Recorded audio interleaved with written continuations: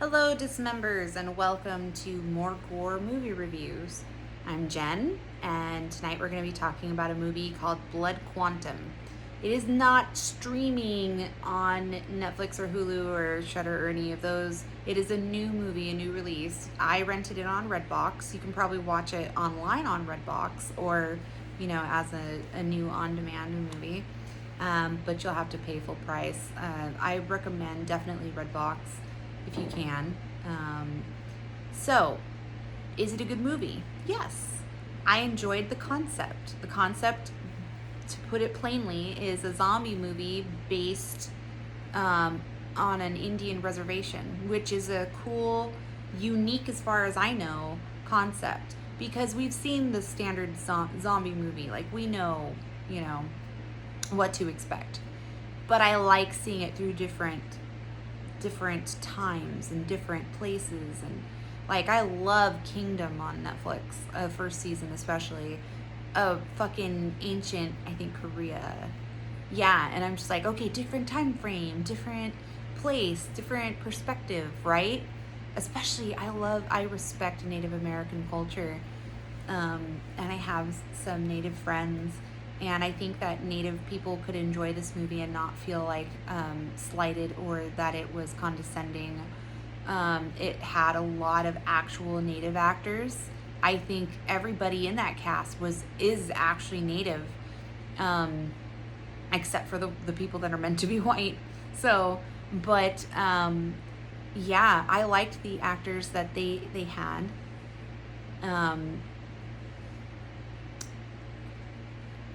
I'm trying to think of what direction I want to go next with this review. So, having said that, it is based in the 80s, which is cool. I mean, you kind of forget that it's based in the 80s, other than the fact that they don't have cell phones or technology as far as, like iPhones and iPads and tablets and shit like that. So the world is smaller, right? Without technology, you don't have as much access to the outside world. So when shit goes down, you're in the dark unless you've got a TV, and even then, if cable stops, you can't see people streaming shit live on their phone. How do you get that information? It's scarier. It was a scarier time. If something were to go wrong, that's it. How do you communicate to the outside world? And when you're on a reservation, which is even more isolated, that's fucking scary, especially when you have such a cool mythos, and there's not mythos, but you have legends and stories and that are so beautiful, and well, some of them are legends and myths and things like that, but more what's the word I'm looking for? Fuck, I don't know. It's just cultural tales, right? Folklore. That's it. Folklore, right? So when you add something kind of terrifying in the concept of death, right, and resurrection and things like that, I liked the opening scenes a lot. I liked where they started with it, that it's not just humans. And also that I like when zombie movies kind of dabble a tiny bit with other, with animals. I think that's cool. If it's not like completely overdone and ridiculous, right? So it's got this cool plot line, which I will kind of give in the spoiled rotten, that ties into the cultural effect. It's directly related to the fact that they are Native, and I like that too. There's purpose. The whole thing was purposeful. And you know what else too? It wasn't fucking cheesy. Well, I'm actually gonna rephrase that. It was over the top in two specific scenes that were very gratuitous, that I didn't feel were even necessary, because it was good enough without the gags. They didn't frame it as gags or cheesy or like Z Nation shit where like it's fucking like the zombie baby in Z Nation. I watched the first episode and I was like, I roll. Like, I get it. It's supposed to be cheesy and blah, blah, blah. There are some gags in this movie that aren't quite gags, because nothing about this is funny, and they never frame it to be. They just go for shock value. That's what they were doing with a couple of these scenes. And I guess mission accomplished, but when your plot is good, your actors are good, your practical, your makeup and effects are good or okay, they're decent. You don't need to do those things. You don't need to do the, okay, like, all right, try to do something that, and it's not something that I haven't seen before, mind you, but I get what they were trying to do. There's some shocker moments that they want you to shake up. All right, I see you. It didn't ruin it for me, though. It was very melodramatic throughout the whole thing, which is good. Pick a tone. Pick a tone. If there's one thing about horror movies that pisses me off, it's when it's all the fuck over the place. Don't, like, be serious, funny, serious, funny. No. Stay on a baseline of what you're gonna be, right? So Blood Quantum stays on this melodramatic.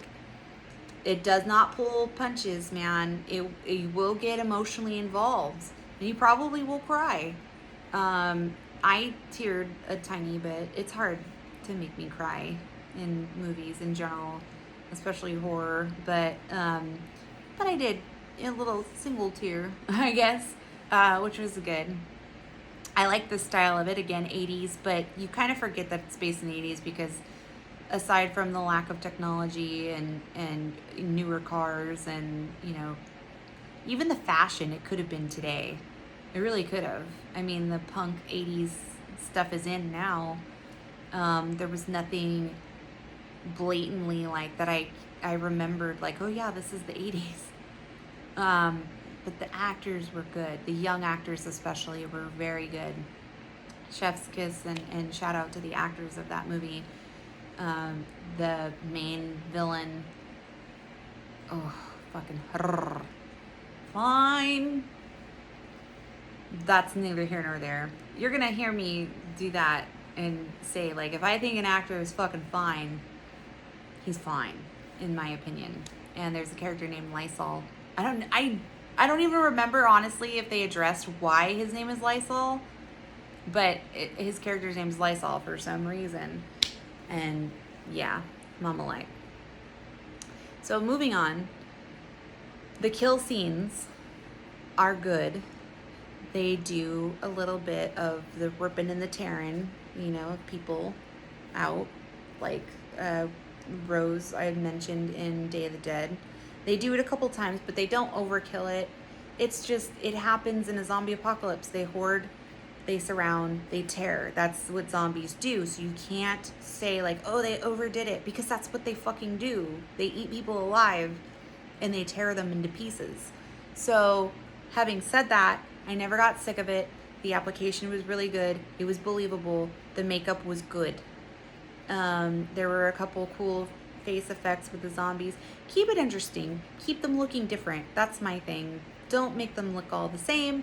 Don't be minimal. If you're gonna do an effect, do it all the way. Focus on one part. They don't have to have their whole, like, they don't obviously have Walking Dead money, so they can't make an entire bodysuit. That's understandable and it's fine. You don't have to. Just make sure their face is the main point of, the effect. And they did that. They didn't try to go overboard with some of the zombies. They just kept things kind of simple in a way in some aspects. And I liked that. They didn't try to do too much. Because if you try to do too much and you're not successful, it's going to show. I don't care how much money you have in your movies, if it's B-rate or otherwise. This is one of those, not quite, I wouldn't say B-rate, it's A- movie. It's definitely independent. It's actually based, I think they filmed it in Canada. So kudos to them. I want to say this is a Shudder movie, but I don't, fuck. I wish I would have looked that up. I'm sorry. I think it was a Shudder produced movie, or at least they helped fund it. But don't quote me on that. I should have done the research before. Shame on me. But yeah, it's definitely worth a once over. I would watch it again with a friend.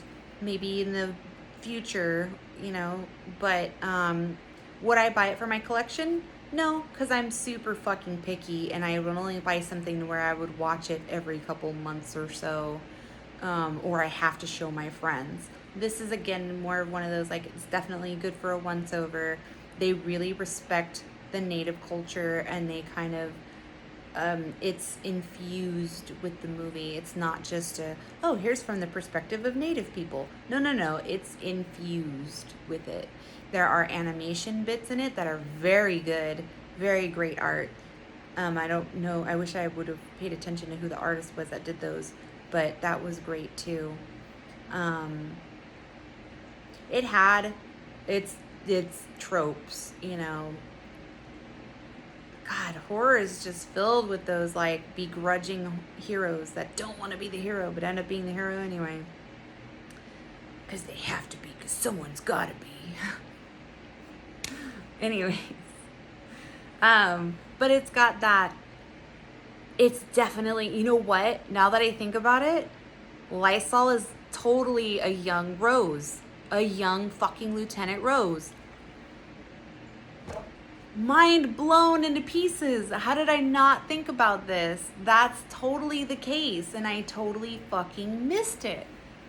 Because I was like, okay, there's a horror trope, and I know this kid is like in that bracket of little shit that you fucking hate. Anyways, I'm gonna wrap up the pre-spoiler bit here. Go ahead and rent it. Please support. If nothing else, just rent it to support small studios. Rent it to support more eclectic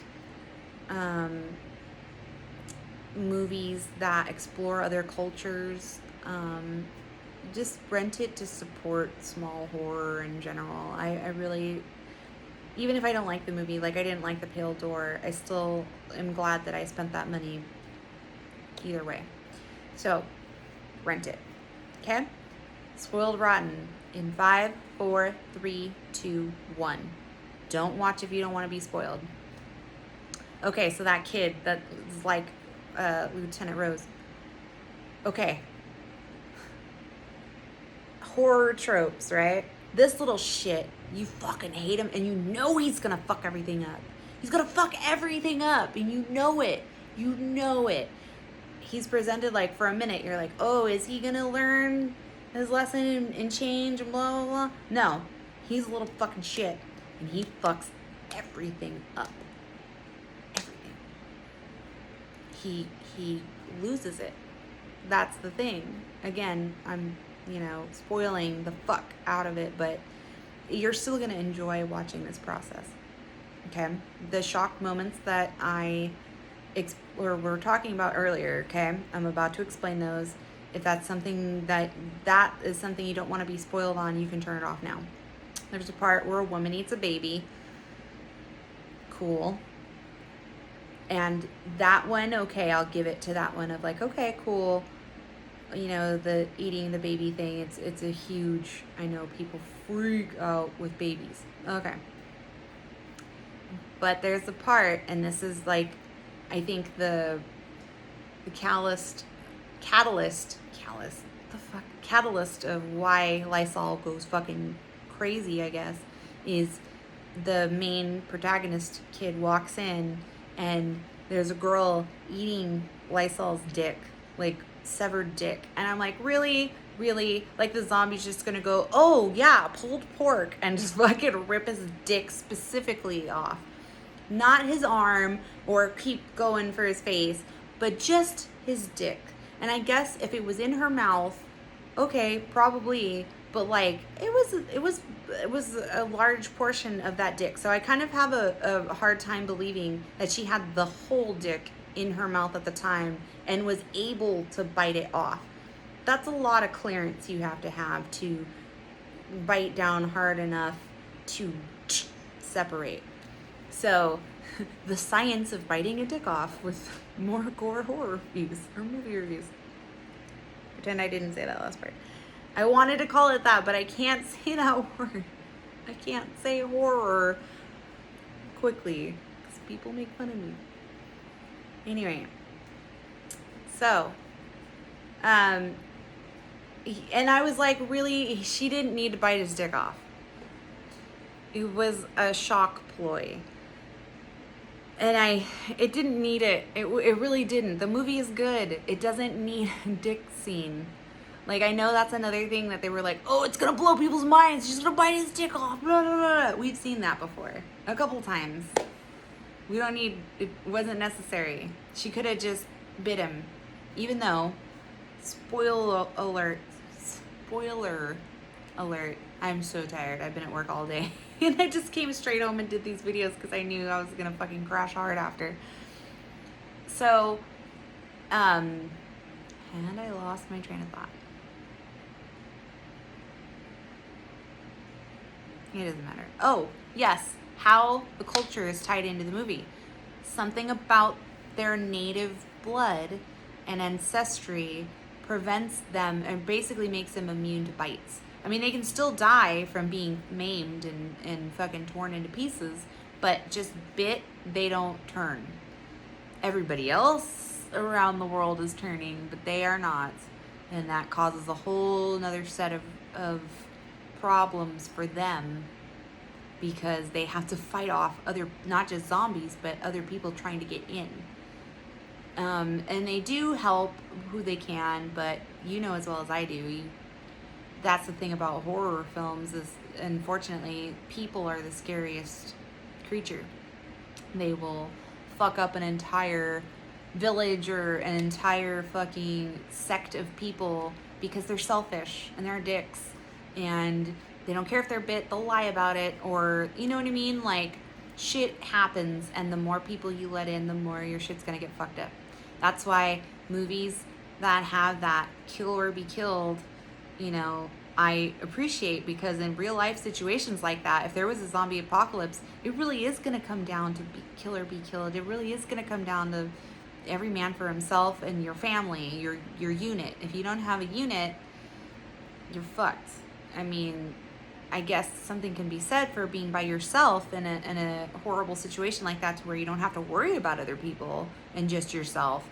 But yeah, it's scary. That shit is fucking scary. That's why we're so scared of some of these movies, because you have to put yourself in that position. Okay, if there's a fucking zombie apocalypse, what am I really gonna do? Who's gonna have my back? You know, I can tell you unequivocally, if that shit happened right now, it'd be me and fucking Sage, and Sage would get eaten in a second because he'd bolt and fucking, he'd get eaten in like 2 minutes, and then I would just be by myself. And even though I just lost a fuck ton of weight, and I'm not huge anymore, I'm still not in good enough shape to fucking run. And if anything, Zombieland had that shit correct when they said fucking cardio, because if you can't run, you're fucked. And I can run a little bit, but ultimately I would probably die because I'd get tired and just fucking give up and be like, just fucking eat me already. Side note before I end this video, I thought that when I was watching one of the remakes of Texas Chainsaw Massacre, fucking pick one, because there was like a million of them. It wasn't I don't think it was the one with Jessica Biel, because I actually kind of enjoyed that one. But there's one where this bitch is just running in the field and running from the house, right? And just, I'm thinking like, where the fuck are you gonna go? Like, at that point, and this is when I was larger, so it makes more sense. I would have just fucking laid in the grass and just be like, okay, well, just make sure you make a bunch of shit out of my skin, please. Like, make it worth it. Make like 2 suitcases and like a fucking skin chandelier or something cool with my body, please. Honor me. I'm not gonna survive, and I know it, because I suck athletically and I can't run for miles to the nearest town or whatever. So just fucking do what you're gonna do. So anyways, I would not last in a zombie apocalypse. Lesson learned.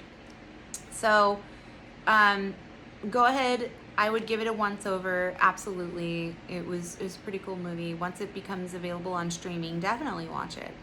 And again, that was Blood Quantum. And thank you for watching. Have yourselves a great night.